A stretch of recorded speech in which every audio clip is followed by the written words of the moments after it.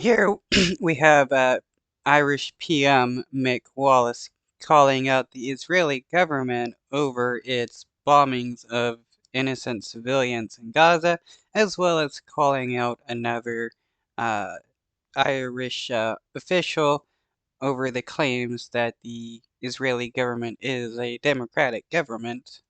It's dead. It's a fig leaf for doing nothing and letting Israel's terrorist apartheid state continue doing as they do, as we facilitated for years.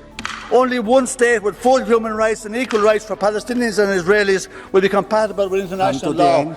We need a permanent ceasefire, not a humanitarian. I am deeply concerned about my Irish colleague from the left group. Anti-Semitism is on the rise throughout Europe, and an elected official continues to spread anti-Semitic messages.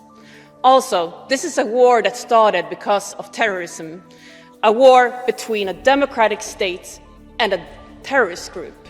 But in your upside-down world, you are calling the democratic state the terrorists, and not even mentioning the atrocities committed by Hamas. This, my dear colleagues, is a clear example of the batshit crazy left that does not belong in any elected chamber, let alone this one.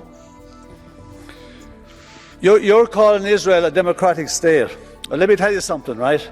But democratic states don't behave like an apartheid state. They don't commit collective punishment. They don't bomb hospitals, refugee camps, and people's homes. They don't commit genocide. Israel is not a democratic state. Stop telling that lie.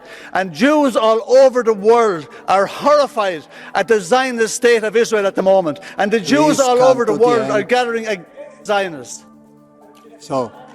Yeah, that's, well, not all Jews, but there's a lot of Jewish people that are upset with the Israeli government and calling them out for their genocide against Palestinian people. You can't claim to be a democratic state when you commit genocide. You become a fascist government when you decide to put people into an open-air concentration camp and commit genocide against them.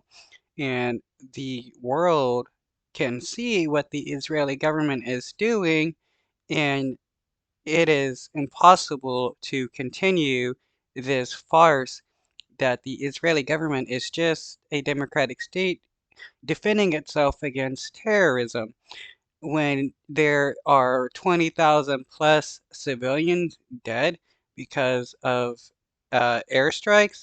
That is not a war against terrorism. That is a war against civilians.